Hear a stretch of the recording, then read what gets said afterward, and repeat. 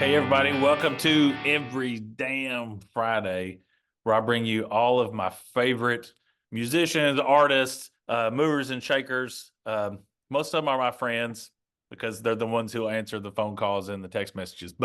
Um, but I've been really lucky, and I'm lucky today.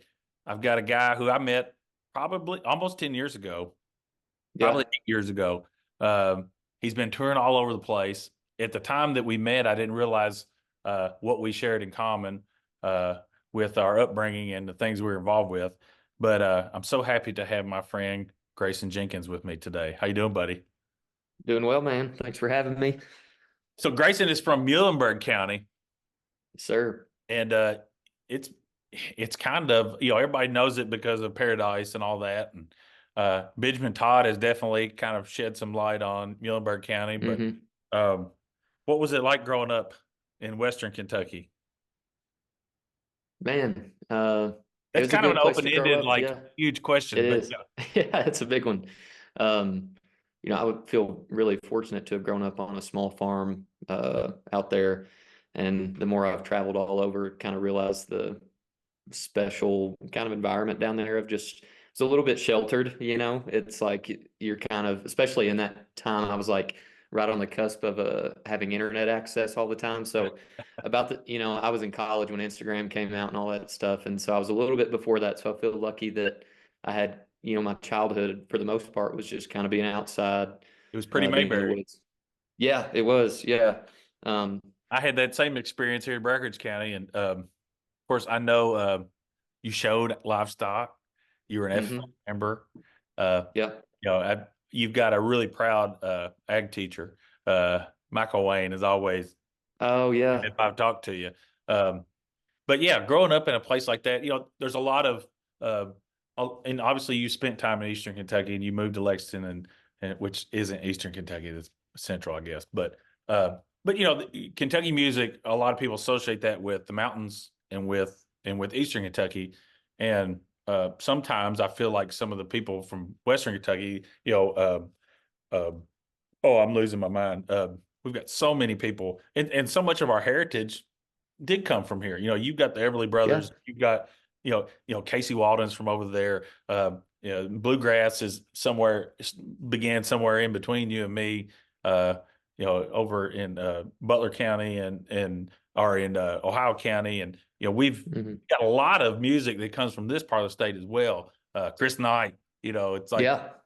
I think uh, I think it's nice and refreshing to me to see somebody kind of come from close to the same place that I did, that's had some success and is well respected as you are. But was music always a thing when you were there, or is that something that happened later? Kind of happened later. I think looking back, there was a lot of inspiration that at the time I didn't know. Like Chris Knight was somebody that got introduced to me when I was in high school, and I remember thinking, "Oh, this is cool and different." And that was about the time like I learned about Corey Smith, which for a lot of like Americana artists, I think he was one of the first like guy with a guitar telling stories outside Yeah, of mainstream country. and being And successful at it. yeah, and touring um, but looking back, and just there wasn't a lot of, I feel like Lexington was my introduction to like grassroots music through bands like Sonny Best, Craig Austin, and seeing like people singing their songs on stage. I didn't have that as much growing up. Um, You in like choir and that kind of stuff, or I went to Church of Christ and sang with the youth group and stuff like that. And I got a guitar when I was in eighth grade. My uncle played. He lives in Nashville, and so he taught me my first few chords, but didn't really touch it much in high school, to be honest. And then when I got to college was really when I got into it. Had a roommate that played, and then spiraled from there. because that's when I met you. I believe you were still in school, maybe, Right at the end, I think, or had just graduated. because Stan was Stan playing with Nickel was us. playing. Yeah. Yeah, Stan was playing with y'all, and I still remember too. You have a tattoo that's you're a Scorpio as well. Are you in November Yes. birthday? We got Yeah, yeah. there you Yeah, go. Yeah, I'm the yellow. So this Scorpio rising, like we're almost there, buddy. Like yeah. we're Yeah, my birthday's as we November have this 5th. I think you're pretty close, right? November 10th. So yeah, so Okay, I'll be 45, which is unbelievable. man. I'll be 34, so I feel you getting on up there. You're a pup. You're a pup. Shit, But yeah, man. but I remember, you were just this young kid that was just like full of like excitement and energy. Couldn't wait to get out there. You were around some people, through your association with Stan. Obviously you were around Nick, and you got, and I told Nick to his face on the podcast. I was like, you know, to me, there's no Tyler without Sunday Best. You know, Yeah. and if there's no Tyler, there's no Zach Bryan, and there's no Charles Wesley Godwin, and there's no Greyson Jenkins. So it's like, you Yeah. know, there's Sunday Best really kind of paved the way, I think, for Kentucky musicians to go, hey, we can do an independent thing. We can write our own music. We don't have to be Montgomery Gentry to be Hmm. a musician, and that's no shade to them, but we don't have to be on country radio to be a country singer. And I don't think any of us realized that before them. And so it was real special to kind of see that whole thing happen. And you were right there, like in the middle of it, in the middle of the height of it. Yeah. It's crazy. Yeah. I remember the night I turned 21, uh, was the first time I went to Redmond's and saw Sunday Best. And back then I think it was free or $5. And then a year later it was $25 and a line wrapped around the building. So it was Yeah. just like insane And time. and what a and, and how inspiring, and to not know any different and just think, well, that's what happens. Like that's what you do. Yeah. You get up there and you play good songs and you interact with people and you'll be successful. And so when did because what did you major in college? I did agricultural economics and community and leadership development. Which So I love that you. pre-law for a long time. And then my sister was in law school simultaneously, and that scared me off that path. So Yeah. so it made you want to do something even more impossible. Yeah. Yeah. Yeah. Let me get into music, one of the most difficult ones. But yeah, so then I graduated and worked for UK I was probably working for UK about the time you met me, Okay. and like working through the week and traveling as a recruiter for them, and then trying to build the music stuff and playing at Henry Clay's downtown and that whole thing.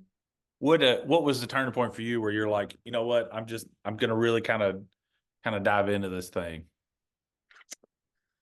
Man, yeah, there was some growth that happened at Henry Clay's, like looking back of like people, I would play there almost every weekend and people would show up and request my songs and stuff. And so from there, I started reaching out to small festivals and, man, I used to hustle so hard. I would like play 3 or 4 gigs a day. The I'd do hustle a is real. UK. Yeah. Yeah, I couldn't do it now, but some days I do 4 gigs. I'd go do an alumni event, and then I do some other private party, then Henry Clay's, and man, I couldn't do it again. But once I was able to sustain myself financially, I was like, well, let's just give this thing a go. So do you, so that's kind of where I've landed. So I felt like there was a time when I feel like I had to give up everything and go chase the dream, right? So when Hmm. Jericho Woods really hit the road pretty hard, I was teaching high school. I was an ag teacher. I was the FFA advisor, Yeah, and I quit because I felt like to I needed to have everything on the line, right? I felt like I would always take the easy way, or I would say no to a gig, or I'd do whatever. It turns out I probably could have done like 95% of the stuff and still had a job. yeah, And then when COVID happened and you just couldn't play, thank goodness I had went back to work at that time. Uh, but like with you working remotely, like so many good things came from that have hmm allowed, I've got a job now to where I'm really busy certain parts of the year. And then the other parts of the year, I can kind of say, you know what, I'm going to use some of my free time, some of my built up, leave time, and I'm going to go do some things that I want to do. And it seems like you're kind of in that place too, where you can work and you can pay bills and then you can decide what to do with your extra time. exactly. Yeah, I'm with you in that. For a long time, I would, you're thinking, oh, I'm missing all these opportunities because I'm working. And part of that is true because if you're in a 9 to 5 job or more than that, like teaching, If you're in and, brick and mortar business that you have to be at every day, yeah, it's impossible. impossible. But I picked up a remote job in February 2020, right before COVID, just intentionally looking to scale back on touring. And little did I know the fucking pandemic. You could scale, you Or- were going to completely scale yeah, back. yeah, exactly. But it's been a beautiful thing that's allowed me some freedom to pick what I want to do, to fund records the way I want to do things. It's kind of opened my eyes to just trying to hold all the plates up and find the balance that works, Well, best. I got very desperate towards the end and was just trying to grab onto some things. And maybe COVID saved me from making some real bad decisions where I owed people money and that kind of thing. And, Mm, and Nick was talking about that too. He's like, I still get the itch. Like, when they did some shows with Charles Wesley, he was like, I kind of saw what it could be like. And hmm. he's like, but I'm in a place right now where it wouldn't take very long for a $3,000 worth of production to cost me 10,000 and Yeah. me to have 15 people. And it's the Wild West, and you can put out as much content as you want. You can put out as much music as you want. You can keep it, and hide it under a bushel for a while if you want to kind of Yeah. to disappear for a while. And Yeah. there's not as much at stake, I don't think. And you can still maybe you have more freedom as an artist. Do you agree with that? I do. Yeah, that's crazy you phrased it that way because those are the thoughts that have been spinning around my head this year and this fall in particular of just like I toured a lot the first half of this year in the summer and I was just like, man, I don't have to please anybody. I don't have to, I'm an independent artist. I don't have a label to answer to I'm already anytime. not in your algorithm, so I Yeah, don't worry about not exactly. being in it. Yeah, it's like, why am I going to stress about this when I can intentionally choose things, and not have to go broke to do it or sign Right. over rights to something to do it. Of course, you talk about your tour. You were out with Pony Bradshaw a lot this year. Yeah. So, so the last time I saw you was at the Ryman. Uh, Oh shit. Yeah. they were opening for Turnpike, hmm and Rachel was playing fiddle with him, I think, at the time. Which it's Yep. weird how the whole like how people connect. I It's think insane, man. he's working with Nick right now on his record, and you were there helping just because you were in town and you were in between shows or something. Uh, but he's a fantastic artist. Like what has that done for you? Being able to go out and play a lot of shows with him this summer. And it's been really cool. We played probably 40 shows together in 2023 and then quite a few this year. And I like touring with those guys. They're down to earth. They're all, except one of them, older than me. And so it's like there's a level of maturity there where nobody is like going into it getting blinded or super green. It's like, Yes, I don't know. Stan used to get mad because man, y'all don't party, man. like Yeah. he didn't have children at the time, so I'll give him a pass. But yeah, there is something about like like saying, hey guys, we got to do this again tomorrow. Let's go get some rest and let's have one drink Yeah. and call it a night. And instead of it being a fraternity party. Right. Yeah, that and just like, shit comes up when you're touring of timing or travel or whatever, and nobody really, it never like broke the tour or, Right. broke anybody's will or anything. So that part was nice. And yeah, he's a phenomenal songwriter. He co-produced my latest album, Okay. and helped a lot on that. I So didn't know that he was involved in that. yeah, he's been a real good help to me. I really like the videos you've been putting out. Oh, thanks, man. I It appreciate it.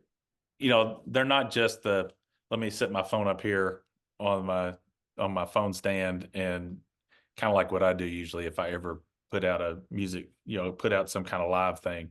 But it's like it's very artful and it's like like you said, you're doing things intentionally, which at the end of the day probably means they don't get scrolled past as much as people who are just flooding the interwebs. Yeah, man, it's so we've both been in this long enough to have seen different phases, and it's I'm starting to try to wrap my head around the current phase before it changes. But yeah, it's just wanting to be intentional and artistic with things as opposed to just a content generator, and I don't know what the answer is. I think if you wanted to be rich and famous, you be an entertainer and you play all the songs that they want to hear.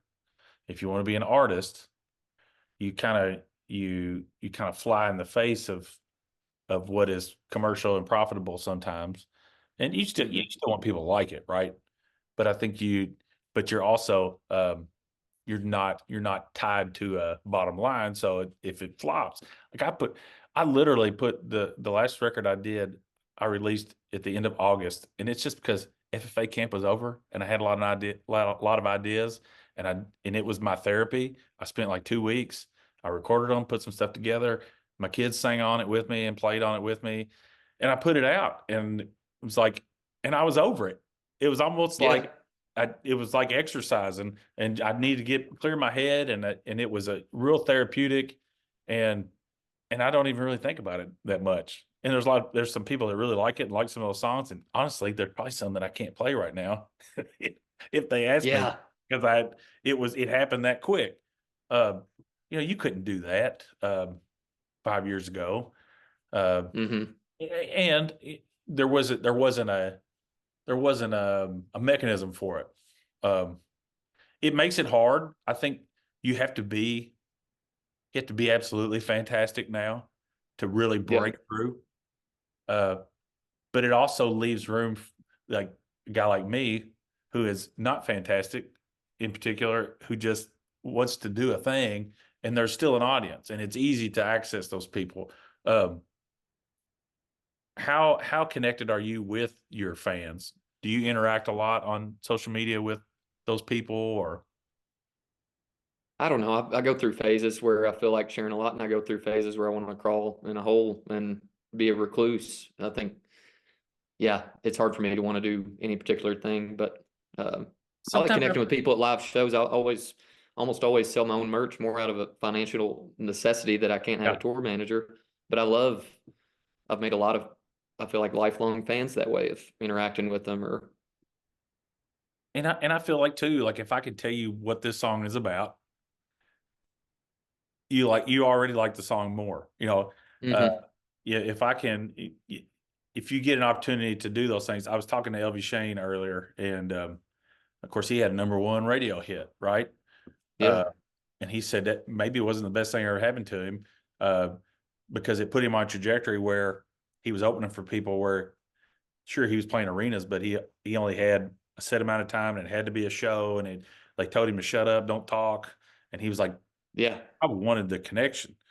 Nick was saying that too. He's like, I just need to connect with people. Like, uh, Yeah. I want the connection. Maybe don't want to have 10,000 people, but I really like interacting with people. And I just wondered how you were with that, because you can just direct message anybody, and Hmm. I've had a lot of luck with people responding and saying, yeah, man, I'll be on your podcast, or I'll just like with you. Yeah. I mean, we're old friends, but still it's like, it's a cold call, but I don't think people are scared off by that. It's not like in the past where I'd send an email. People are a lot more open um, to those type of Connecting and interactions now. yeah. Yeah.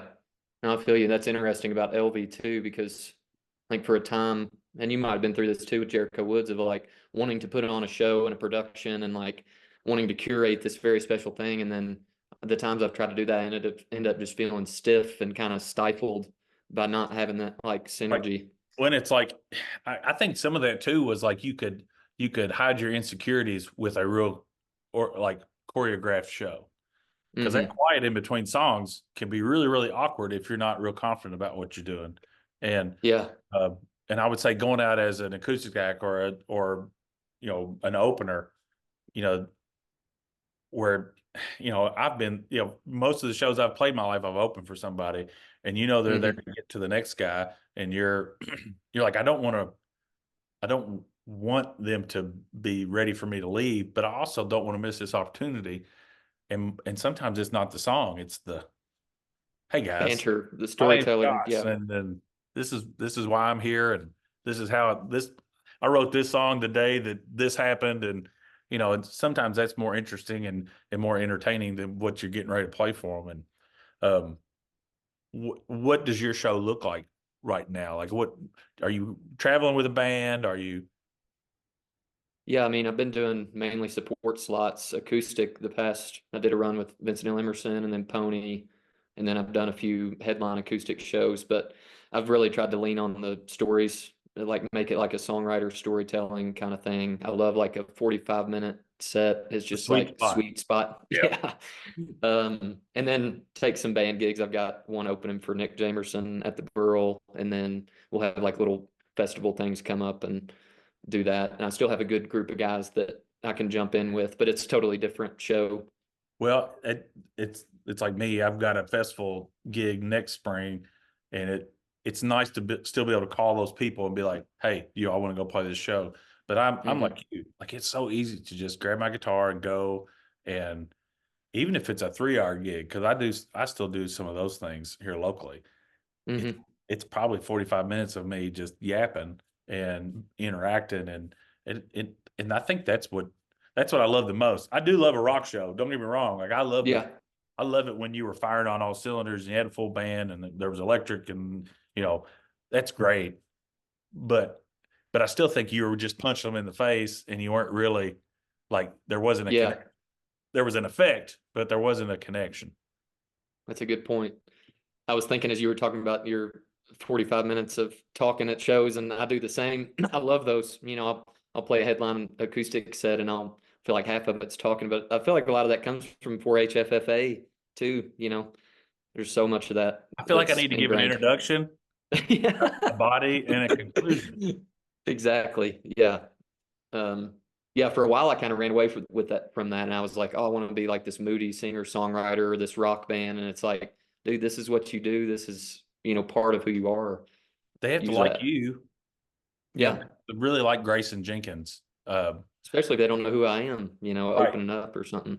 It, and if you only sang 3 songs but when they left they had a feeling about who you were, that's probably as valuable as anything. Then they may buy your album because they're like, I didn't get to hear all of his songs because he wouldn't shut the hell up. Yeah, exactly. That's the goal. So so we're almost at the end of this year. You still got a few shows left. Uh, and they seem to be pretty local. But you're in Colorado right now. Are you gonna continue to kind of be a vagabond next year, or are y'all gonna settle in back in KY? You got music in the can? Like what are we looking at? Yeah, I'll be back in Kentucky in November. I don't know when this comes out, but back in Kentucky in November for the holidays and You'll be stuff. home when And this comes out. yeah, okay. Um, so yeah, it'll be good to get back after roaming around a lot and touring and living in some different places. But got a new record in the can that Tony helped produce, and that'll come out. Probably start with some singles in January, February, and So releasing it independently. yeah, that's the plan at the moment. Do Hmm. you, so so how do you because I've released a couple records the last couple of years and have tried different things. What do you like? What is your uh, kind of what's your schedule? Like how do you look at an album cycle as an independent guy? Yeah, I think in the past I've done like the 3 songs, 3 singles, and then the album thing. This one I'm still a little bit up in the air, but we'll probably do like the waterfall effect thing, or I might release like 2 songs to start and then another song where they all come out on the same EP. And I mean, you invest so much. I've got more money than I had hoped in this record, and I want to maximize it. Right, because if you put once you really the and it isn't about making money, I know, but you do want to recoup it if you can. Once you release the whole thing, like That's it, it. it's it. Then they're streaming it, and Yeah. you're not getting anything. Uh, you're getting nano pennies. So it's yeah, you have to be real careful about um ha, you want them to have to work for it a little bit, and Right. pre-ordering and all that kind of stuff. Every little bit helps. And uh, let's face it, people don't listen to albums as Hmm. much. An EP is a good idea. A lot of people are doing that. A lot of people would just release single, single, single, single, single, single, and then maybe release it as an album. But at that point, you've already downloaded everything anyway. So Right. I really have to kind of like um, not be so tied to the structure that I remember from growing up and Albums. yeah, Yeah. and being and even starting out. I've been doing this 25 years, so it's like you have an album cycle and you release a Yeah. single and then you release the record, then you tour the record, and then once people get tired of listening to those songs, you stop and you write another record and you do the same thing over and over again. And man, people just do whatever they want. Zach Bryan is going to release 30 songs next week, maybe, and he ain't going to tell you Right. the day before. and it's kind of Yeah, it seems like a the whole never-ending model. cycle. Yeah, It, it's it, crazy. and it makes for a lot of noise. Um, but I still think it's good to be from Kentucky. And Yeah. I just did a podcast with some people from the UK. I'm really trying to get over there this next part of the first of the year, and um, they are starved, and they are specific. They're like, we like Kentucky music. Hmm. It's not we like country music. We like Kentucky music, and it's something to be super proud of, to be a part of that, because um, it is different. And what I think they don't understand is that there's as many people over here that don't know about what we're doing as there are over there. They just think that Yeah. that Tyler Childers is on every major radio station. And I'm like, they're not. Like, we're still having to find that stuff here too. It's Yeah. because they're real frustrated. They want to be able to go out and watch it, and all they're getting are uh, cover bands playing Morgan Wallen, because that's what they think country is. Hmm. I don't know. It. I have a lot of pride, regardless of where my music takes me. Man, I've just got to meet and play with some of the best people in the whole world, and I'd put them up against Texas or Tennessee and Nashville. I mean, I Yeah. I feel like there's not a more laid back, authentic, real group of people than what Kentucky has put out in the last 10 years.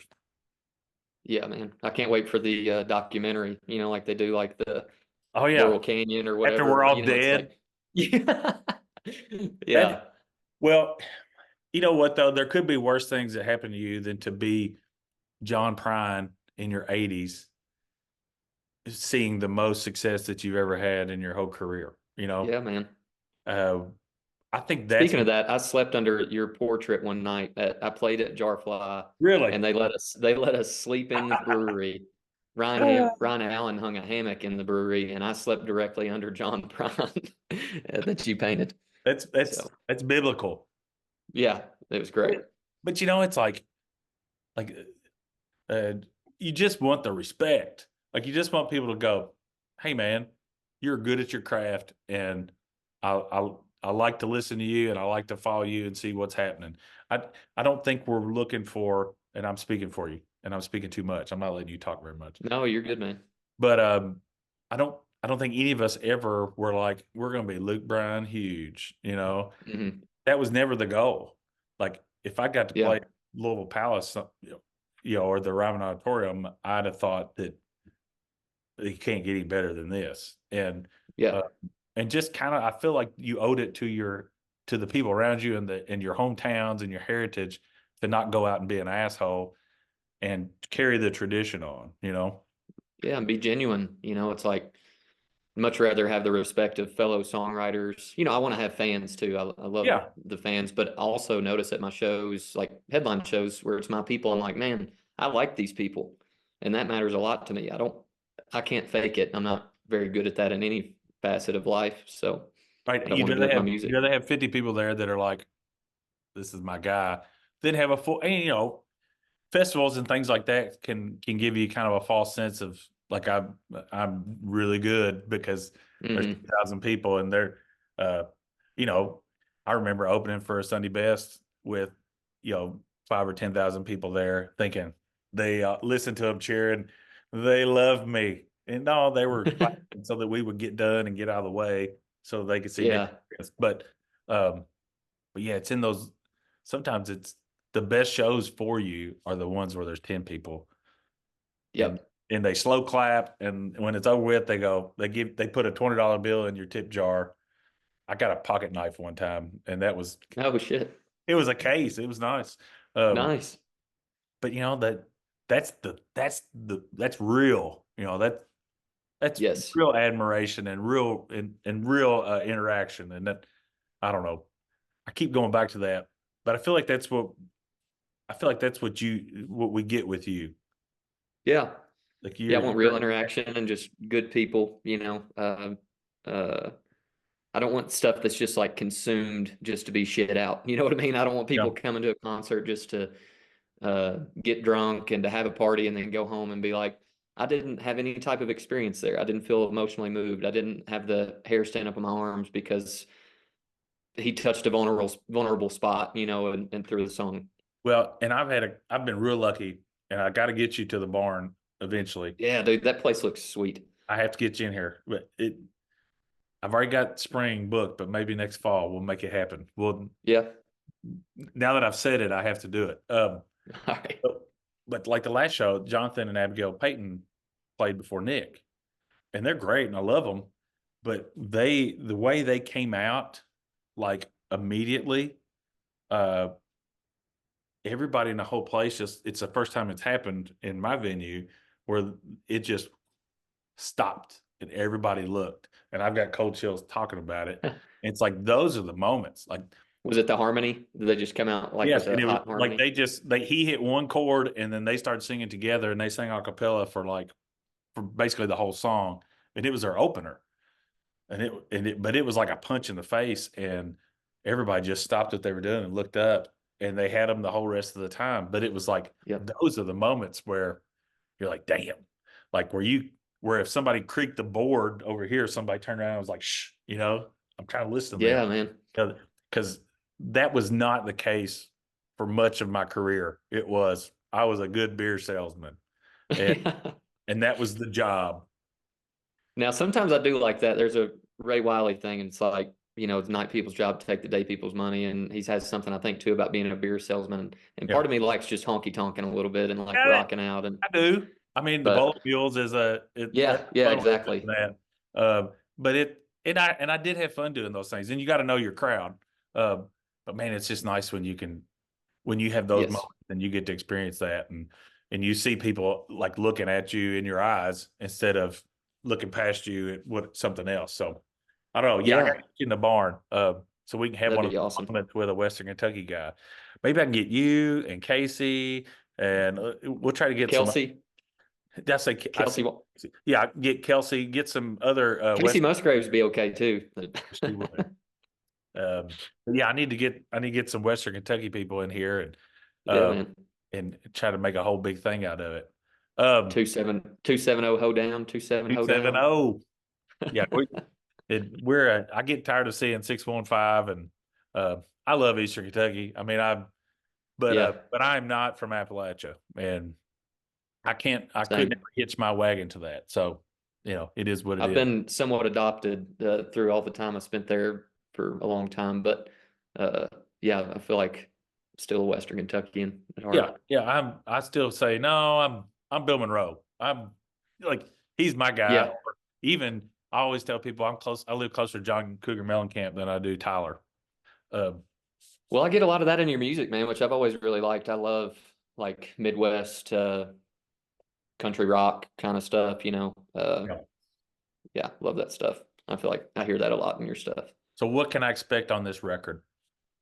Full instrumentation, fiddle, steel. Like what do you got? Yeah, it's pretty full, but it's I'd say I don't know, it's kind of a mixed bag. We used a band that's primarily from Tulsa that played That's on Pony's record. So bass player plays with I can dig some Wildorado. Oklahoma stuff. Yeah, we recorded in Little Rock, so got a little swampiness, but it's still me, and I like the prime '90s records like Missing Years and stuff, and to me, it has some of that um, kind of era of prime. Pony, I like the groove of his live stuff. Yeah, me too. I'll be excited to kind of hear some of that grease in your stuff too. Yeah, yeah, he played a lot of guitar on it and sang on it. Of course, he's a badass singer, so um, yeah, I'm excited to start Well, getting it that's out there. 100% going to be like one of those. And I don't know if you pay attention to this stuff. I do. I'm sorry. I admit it. Like you probably send stuff out to people and you go, "Hey, add me to your playlist," or "I'd like for Oh you yeah, to review this." And I'm an independent artist. I don't have representation. I'd really appreciate this. This would help move the needle. That kind of stuff. And but I can see this record being one of those on Saving Country Music, albums to look for. It's like that'd be uh, awesome. but you've been out there, you've done the work, so it you will have earned it when it happens. Yeah, I appreciate that. In an age where people can become TikTok famous and be and open up for Zach Bryan within a month of being discovered.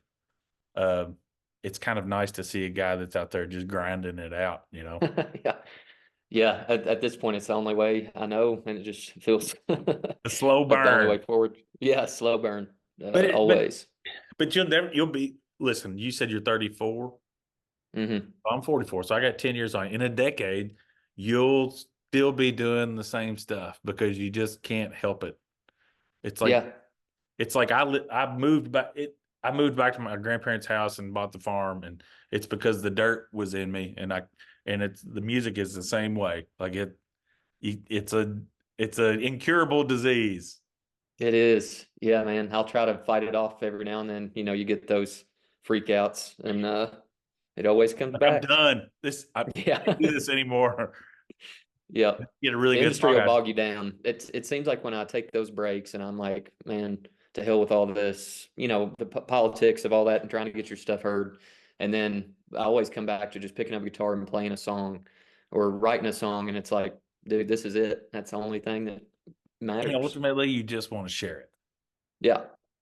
and and I think that's the only reason why you're pushing it so hard. Like, and that's why it's frustrating. You're like, I just want you to, like, this is for you all. I just want you all Yeah. to have this. And but yeah, it's a good thing you're going to get married to a mental health professional. Yeah. Case study number one right here. Yes, So, yeah. He's like, let me practice on you. Um, Man, I listen. I've been a fan. I feel like you were a kid when I met you, and now you're a grown man. And I've seen your music change and grow, and seen you try some things. And um, I do miss the bolo. I like yeah, I need to bring that back. I like that phase. Uh, but man, like I couldn't be prouder of you. I feel like it's a little brother that's grown up and is out is making his big brother look like a hack. So, Oh, shit. No, man. but man, I just keep doing it. And at the end of the day, I think um, as long as we're sharing each other's stuff and as long as we're supporting each other, uh, it's like one good shot on a golf course makes you go back to the next round. And usually, all I need is for one person to say, "Hey, man, I really like that one thing you did." And so I'm here today to tell you that I like that thing that you do, and I hope that you keep doing it. Man, I appreciate that. Yeah, thanks so much for being a friend all these years, and happy early birthday to you too, man. This Yes, is you our too. season. Yeah, 45, man. I don't know. That was Jordan's number when he played baseball. So maybe this is the year. That's a good year, man. It's the year that I fail at something like Jordan did. You look cool doing it. There you go. Man, everybody, if you're not already, go find Grayson on all the socials, the interwebs, the face pages and the Insta photos, and follow him, like him. Look for him on YouTube. I'm sure there's some videos on there of him, and definitely go and stream all of his music. And look for him next year. He's going to be out touring again, I'm sure, and coming to a city near you. And if you're Kentucky folks, you know, do him a solid and share him with your friends and in other states, so that when he gets there, there'll be somebody waiting on him. So, Grayson, good luck to you, man, and thanks for being on every damn Friday. Appreciate it, man. Thanks so much.